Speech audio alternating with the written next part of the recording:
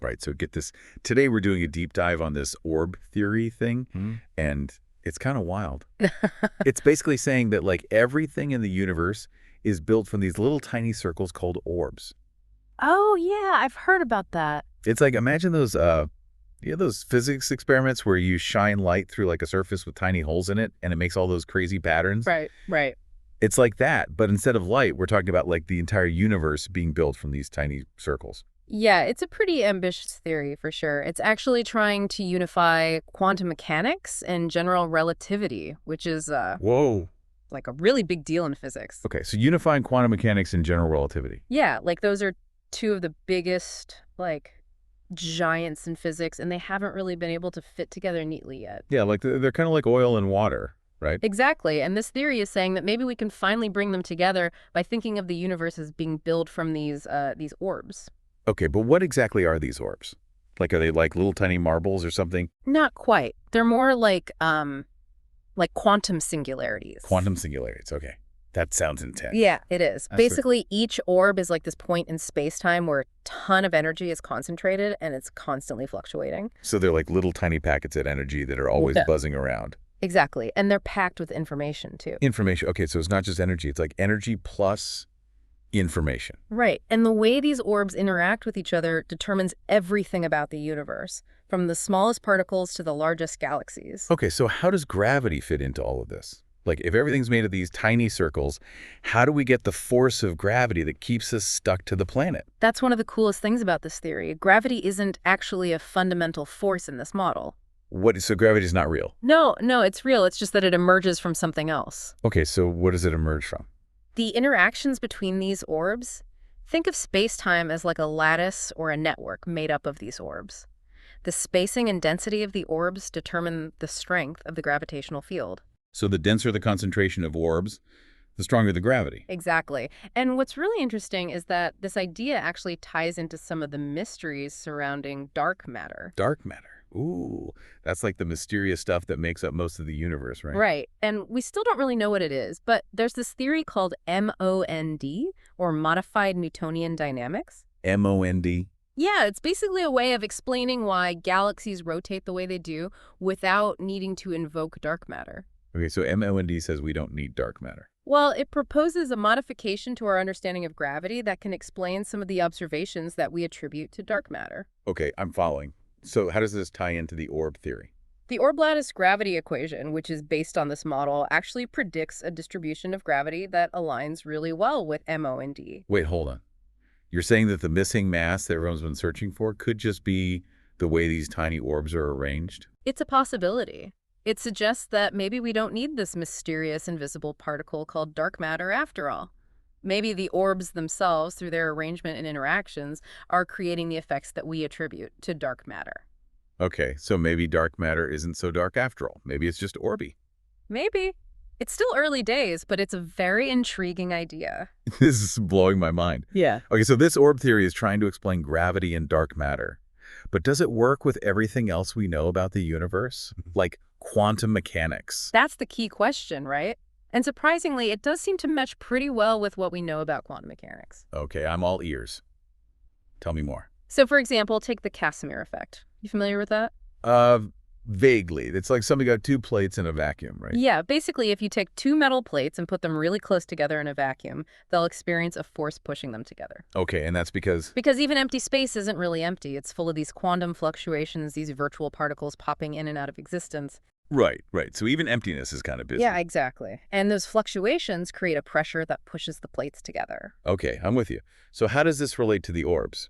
The orb theory actually predicts a similar effect because the orb structure itself influences the vacuum energy. So the orbs are like messing with the vacuum. In a way, yes. They're contributing to those quantum fluctuations. And this model can also explain zero-point energy. 0 point energy. That's like the baseline energy that exists even at absolute zero, right? Exactly. And in the orb model, this energy is a direct consequence of these constantly fluctuating orbs. So even the emptiness of space is teeming with activity thanks to these orbs. That's the idea. Okay, wild.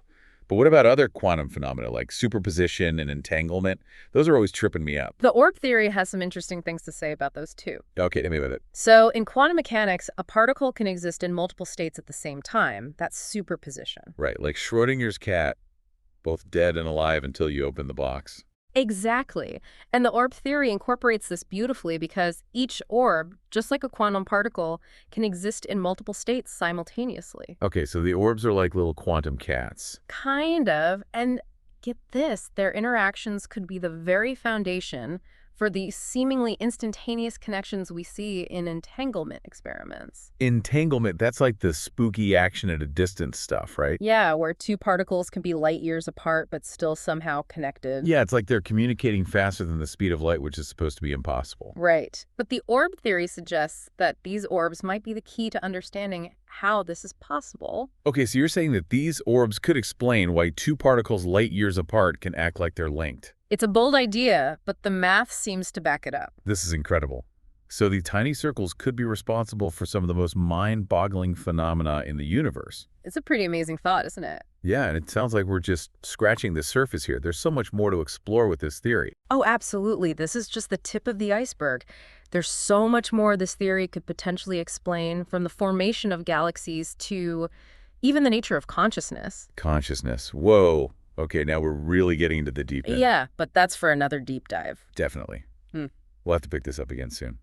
But for now, I think I need a moment to process all of this. Hmm. This orb theory is seriously mind-blowing. I know what you mean. It's a whole new way of looking at the universe. It really is. All right, folks, we're going to take a quick break, and then we'll be back to dive even deeper into this orb theory. Stay tuned. So that brings us to a question that I've been kind of like mulling over. You know, if reality is really like built from circles, Yeah. like how do we get all the other shapes and forms that we see? I mean, like how do you go from circles to like a tree or a human brain? Exactly. It's like Yeah. circles can make a sphere. I get that. But how do we get to like all the crazy diversity of the universe from just circles? Well, that's where this idea of emergence comes in. You see in this model, these orbs, they're like pixels on a screen. Individually, they're pretty simple, right? Just a dot of light, but put millions of them together. We And can make like a high-definition image. exactly. And it's the same kind of idea here. Billions upon billions of these orbs interacting with each other. They can generate this like three-dimensional reality that we experience. Okay, so like the universe is a giant screen, and the orbs are the pixels.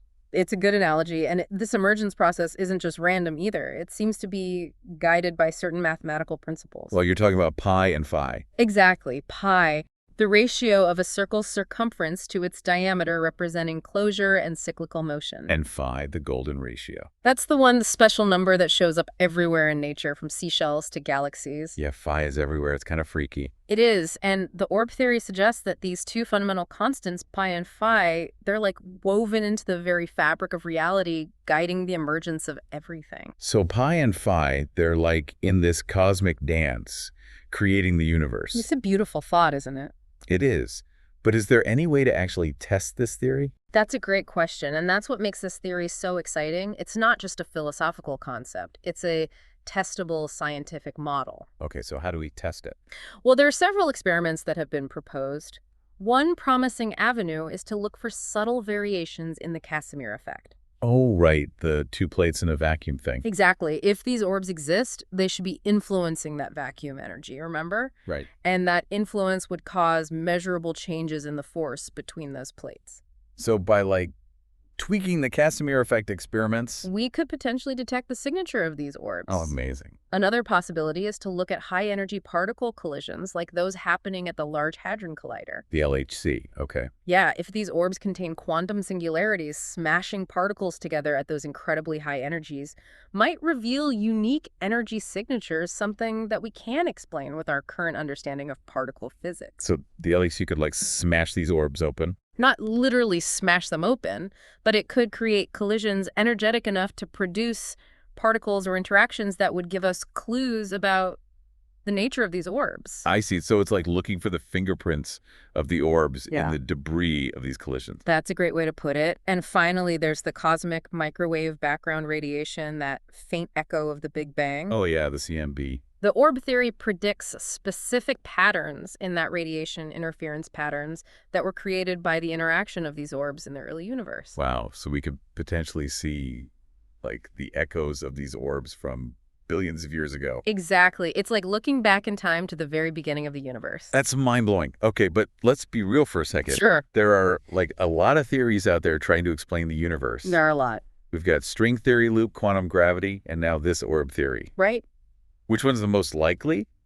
Or maybe even, dare I say it, the correct one? That's the million-dollar question, isn't it? And honestly, it's too early to say for sure we need more data. The experimental tests we've discussed, they're crucial for determining whether these orbs actually exist. Okay, so we need more evidence. Exactly. But what's remarkable about the orb theory is that it has the potential to unify so many different areas of physics that have long been separate string theory and loop quantum gravity. While they've made huge strides, they haven't been able to completely bridge the gap between quantum mechanics and general relativity in a satisfactory way. But you're saying this orb theory, with its circles and emergent properties, might actually succeed where others have stumbled. It's a possibility, and if the results of these experiments confirm the predictions of the theory, it would be a paradigm shift in our understanding of the universe. Huge? Huge, perhaps even bigger than the discovery of relativity or quantum mechanics. Okay, now my head is spinning. It's a lot to take in. It is, but even if this orb theory doesn't pan out, just exploring these ideas, it's like expanding our understanding of what's possible. Absolutely. That's the beauty of science, right? It's about pushing the boundaries of our knowledge and imagination. Okay, well, you've given us a lot to think about today, but before we wrap up, Yeah. I'm still curious about how this model applies to life itself. Oh, that's a great question. We talked about orbs being like pixels creating an image, but how do we go from pixels to like a living, breathing organism? That's where things get really interesting. Okay, so we're talking about life itself now. How do these orbs actually make life? Well, that's where the idea of informational density comes in. Okay. See, in this theory, these orbs, they're not just points of mass or energy. Right. They're like nodes of information. So it's not just about the physical stuff. It's like information is a fundamental part of reality itself. Exactly. And the way these orbs are arranged, their coherence, their informational density, all of that influences what kind of complex structures can emerge. Okay, so like a simple arrangement of orbs could create something basic, like a rock, Yeah, something like that. but a more complex arrangement could create something like a living organism. That's the idea. Life itself could be seen as a very specific, highly ordered configuration of these orbs. So it's like the universe is a giant Lego set, Kind of. and life is building some really intricate models. That's a great analogy. And remember, this model suggests that information might be even more fundamental than energy. Whoa. Right. So the complexity of life with its DNA, its self-replicating, processes its consciousness. Right. All of that could be seen as an emergent property of information processing within this orb lattice framework. So we're all just information patterns swirling around in this sea of orbs. It's a beautiful thought, isn't it? It is. Kind of makes you feel like we're all part of something bigger. It does, and it leads to even more fascinating questions if information is truly fundamental. Yeah. Then what does that mean for our understanding of consciousness? Could consciousness itself be an emergent property of this informational structure? Okay, now my head is really spinning. I know it's a lot to take in. It is. But if this theory is right, does it change anything? I mean, besides completely revolutionizing physics, how does it affect our everyday lives? That's a great question, and it's hard to say for sure, but the implications are vast if we can understand and harness the principles behind this orb-based reality. It could lead to incredible breakthroughs. Like what? Imagine being able to manipulate energy and matter at the most fundamental level, creating new materials, new forms of energy, even new life forms. That sounds like science fiction. It does, doesn't it? But who knows? Maybe science fiction will become science fiction. In fact, this theory also raises some profound philosophical questions about our place in the universe. If reality is this constantly shifting emergent phenomenon, Yeah. then what does that say about our perception of the world? Makes you question everything. It does, and that's a good thing, because questioning, exploring, testing, that's how we learn and grow as a species. Well, you've definitely given us a lot to think about today. This orb theory with its circles and information and emergent properties, it's a whole new way of looking at the universe. It really is, and whether or not it turns out to be the right answer, it challenges us to expand our thinking, to push the boundaries of what we believe is possible. And who knows, maybe someday those tiny orbs will unlock the biggest mysteries of the cosmos. On that note, I think it's time to wrap up this deep dive. Thanks for joining us as we explore this mind-boggling world of orb theory. And remember, sometimes the most incredible discoveries start with the simplest shapes.